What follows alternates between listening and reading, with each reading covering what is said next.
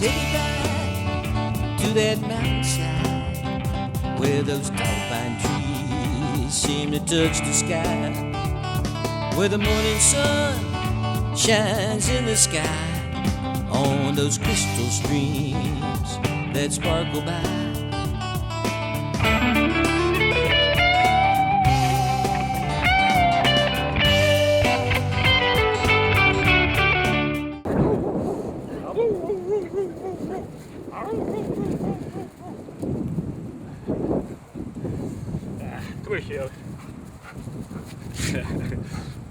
Every day's the same here at Hickory Farm. I almost never know what day of the month it is. I do follow the phases of the moon though, but every day's the same. Shooting bow, throwing that ladle spear, and loving on dogs. Now the loving on dogs part is a full-time job. My daughter and I have taken in 11 rescue dogs over the last few years. And yes, I did say 11. It gets pretty hectic around here sometimes, but I don't really mind. These dogs make my life a lot better. Now what we're going to do today is we're going to make a sinew wrapped hatchet bow without any power tools at all. And then we're going to go on a hunt with sinew wrapped bows. So check it out. Well, we've had a rough winter and we've got a reprieve today. In case you didn't notice, I grew my hair out long. Normally grow my beard out for deer season. Last year I grew my hair out. Just haven't got around to cutting it yet. But anyway. Now I know what you're thinking out there. Those of you who watch us, you're thinking, oh Randy, Mr. Primitive Passion. He's all Mr. Primitive, but he's nothing without his power tools. Well, I will agree with you. I love my power tools. But I'm going to prove you wrong today. Because I'm going to take this stick of hickory and I'm going to make a hatchet bow. I'm not going to use any power tools.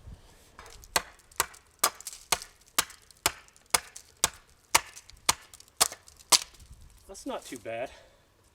I'll chop it down to about halfway and then I'll take the wood rasp and fine tune it.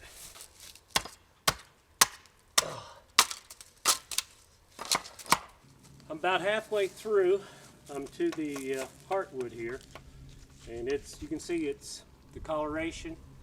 It's you can get it up here where you can see it easier.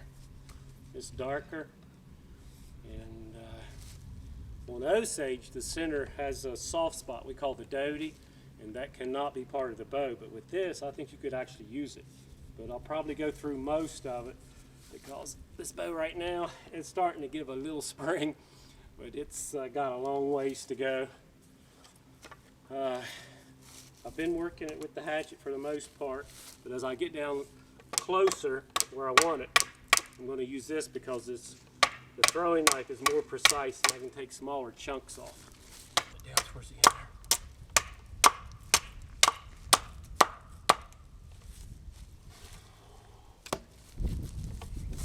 there. Okay. Oh, that's feeling good. That's feeling good.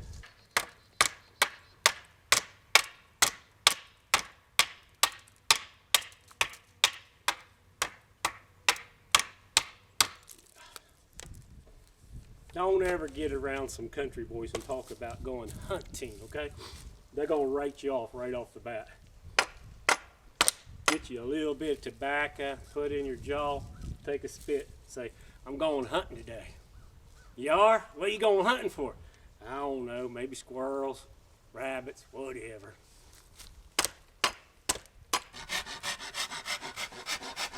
Oh yeah, that's working.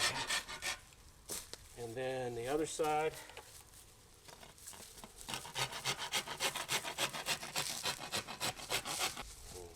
Okay, so I'm going to come in about a 1/4 inch.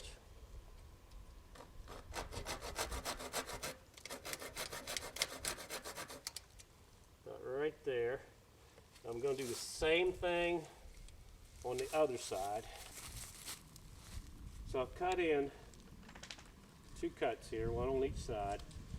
And now I'm going to split this off here. and then I'll round it with the rasp. See if I can just take a little sliver off there real easy like.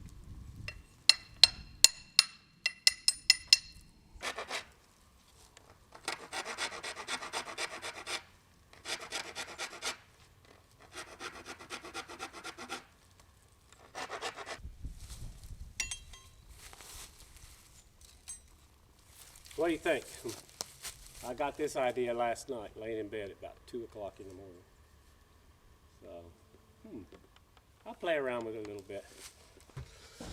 Well, we had a little reprieve in the weather over the weekend from the brutal winter of 2014. As you can see, it's coming back. But I've been working on this hickory bow, the hatchet bow, and I had entertained thoughts of leaving the bark on it. It probably wouldn't have stayed on anyway, but I eventually had to remove most of it because upon closer inspection I found that I had extensive worm damage. The worms did not go real deep into the wood, but it covered a lot of space here, severely compromising the integrity of this piece of wood. Okay, you can see what I'm talking about here. Covers most of the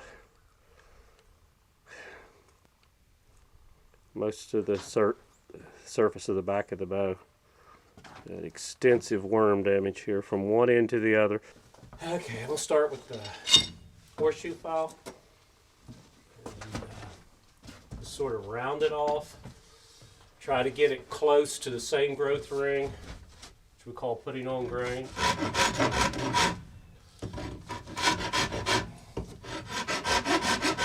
Went ahead and rasped down on what is the upper limb here, and went fairly quick, but my hands are getting numb, so don't think I'll do much more today.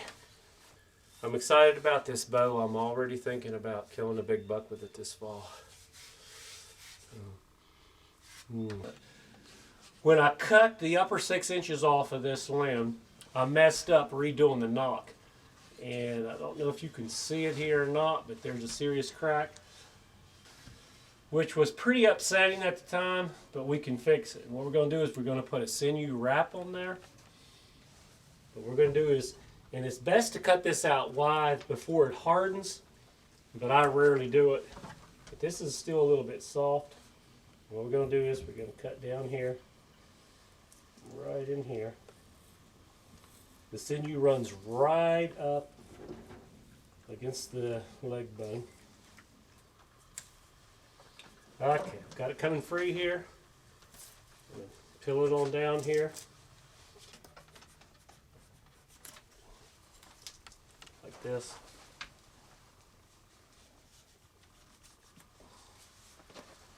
There, you guys come up in the yard and fight over that now. This is soft, but it will dry hard. And when it dries hard, it's going to look like this right here. Okay, here's a piece that has already been dried out. And what you do is you take and you smash it like this. And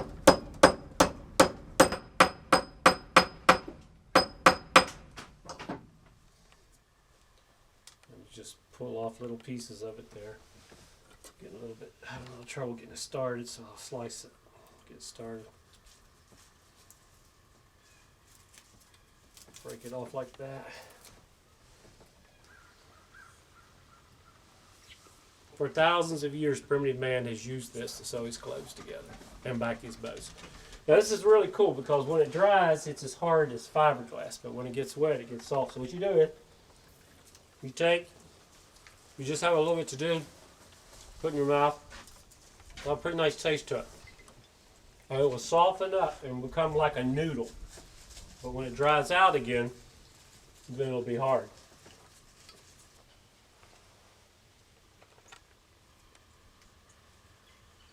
Most likely a piece about this size or even smaller would be used to sew clothing with.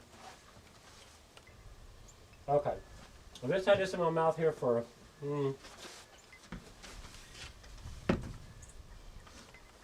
a couple of minutes or less. You can see it's already gotten soft. It's like spaghetti. If you got a crack in your bow and it's running straight on the limb, you can deal with it. If it crack runs off of the limb, off to the side, then that's when you're in trouble.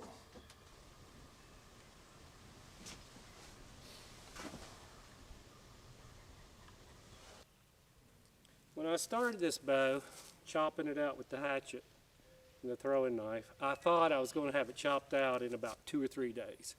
Well, nothing could have been farther from the truth. I had a lot of trouble with it. Had a lot of worm damage. I'm going to start with about a half draw and then maybe go to 3/4 draw. When I get back so far, I'm going to shut my eyes in case it explodes in my hand.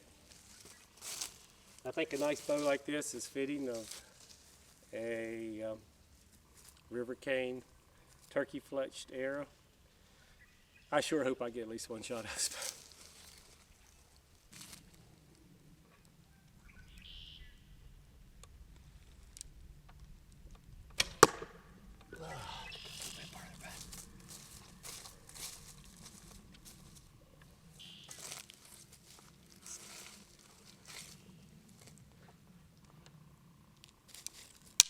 bow. Oh, there she went. She went. Oh, my heart is broken.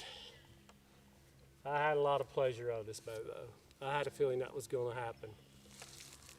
I found the crack. It's right here.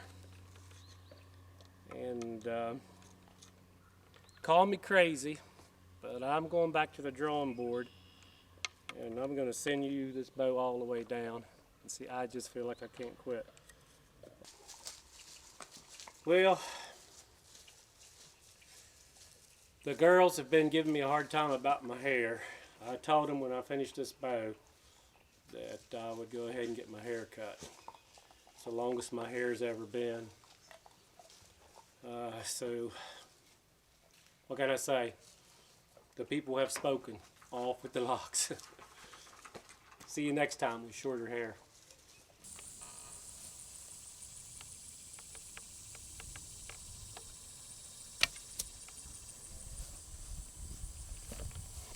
I finished this bow I was working on back in the spring quite a while ago, and as you can see I got my hair cut. It gave in to the girls. The first thing you'll notice is that this bow is not tillered out very well. It's got a big gap here, a smaller gap here. But I've learned something important. No matter how bad the wood is, no matter how poorly the bow is tillered, if you wrap it with sinew like this, it will hold together. Well, that bow was a total disaster. Normally hickory is very reliable, but not in that case. But it was a learning experience. The first time I'd ever wrapped a bow completely around with sinew. Normally when we back a bow, we just do one side of it in lengths like this. But it got me to thinking, and I remembered an Osage bow that I'd made years ago, left hanging on the wall, that needed to be backed because it was too short. Now there's a formula for whether or not you need to back a bow. I'll show it to you.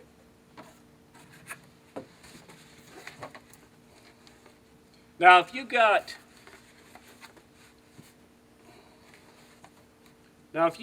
a bow that is 64 inches long, you can pull that bow back 27 inches without breaking it.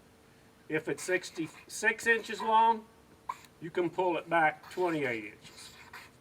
If it's 68 inches, you can pull it back 29 inches.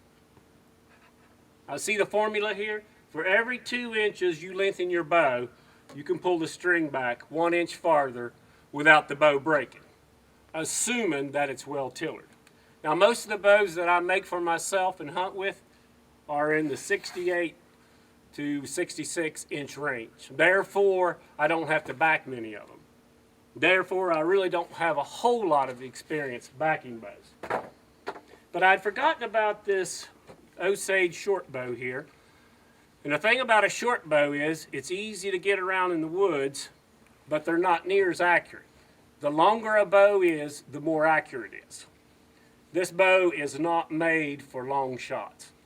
This is the type of bow you would picture a Native American back in the day carrying on the back of a horse, riding into a herd of buffalo and plucking them off. But this bow definitely needed to be back. So I wrapped both limbs.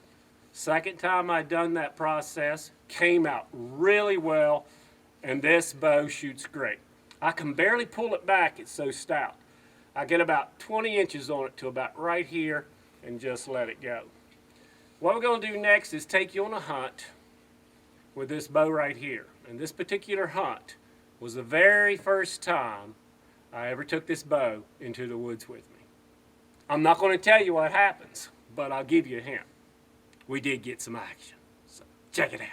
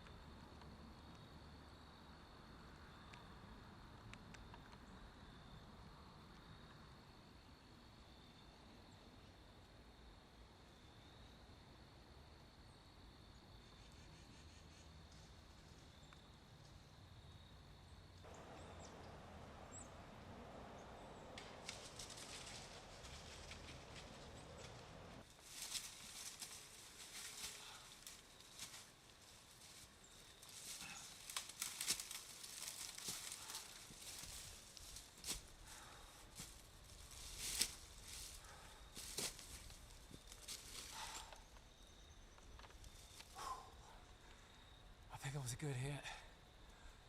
I think it was a good hit. It's the first shot taken with this short bow.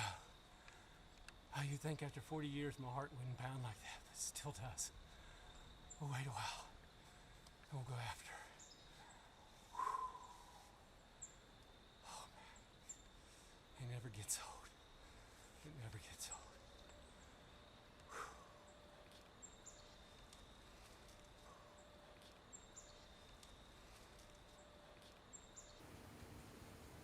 Well, nobody was more surprised than me that I killed a deer the first time out with that bow. I hit that deer exactly where I was aiming, but it was quarter and away shot, so the arrow did not completely penetrate it. Didn't have a lot of blood, so I had to pick the trail up the next morning. The next morning I did not have any trouble recovering that deer at all. I'm going to tell you a little bit about our rescue dogs before I close out today. A few years ago, my daughter and I found this dog right here. Her name's Jackie, down over the hill. And she had been abandoned for a while, and she was half starved, and she had a litter of pups down there at the base of a rock cliff. By the time we got to the pups, they were already dying. Her milk was infected because of, you going somewhere? Her milk was infected because of a lack of nutrition and because of parasites. There were 6 pups to begin with. One was already dead when we got there. 2 died the next day on the way to the vet's office. But we were able to save 3, and we bottle raised them. And 2 of those were able to adjust to civilization. The reason I say that is because they're part coy dog. They do have coyote blood in them, and they had a certain wildness about them. But 2 of them have adjusted very well and are a very important part of our family here at Hickory Farm. In closing today, what we're going to do is we're going to take you down in the woods with us for the first time that my daughter and I found these pups. It's a little bit touching, so for all you dog lovers out there, you might want to go ahead and grab a box of tissues before we start this. So let's see you next time. Jim and I were going to take this stray dog home with us the other day. Well, he looked a little closer and realized she had puppies somewhere. And we found them up here on the hillside back in the woods against this rock. It looks like they're about maybe 3 weeks old. And, well, long story short, we're taking them home with us. Come on. Let's look at him, Dad. I'm worried about this one. Is he alive? Oh, yeah, they're fine. Oh, Mommy. That one looks like his leg is doing something weird, Dad. Check on that one for me. I'm scared. He's fine. He's fine. He's fine. He's fine. Oh, my God.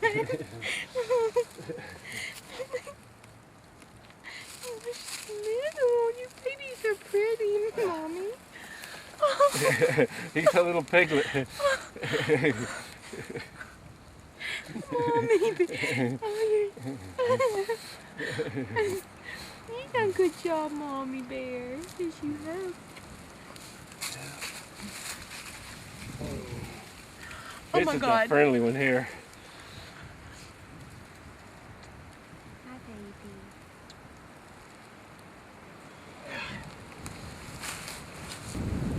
We've got somebody buried in over here. He's buried down really deep. Oh, Okay. he's stuck Oh my in. God. He's stuck in there. Oh, look at his little feet. Oh my! Oh, you just scared him. But this scared. Oh, Mama.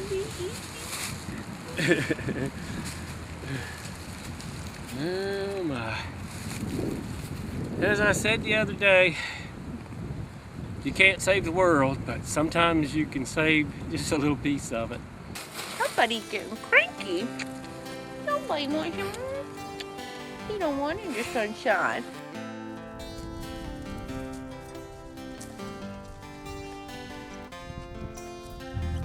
Got lost down on Myrtle Road, shot a flare up in the sky.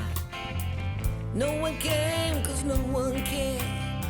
Did you leave me there? Did you hope I'd die? I died. I died. I died.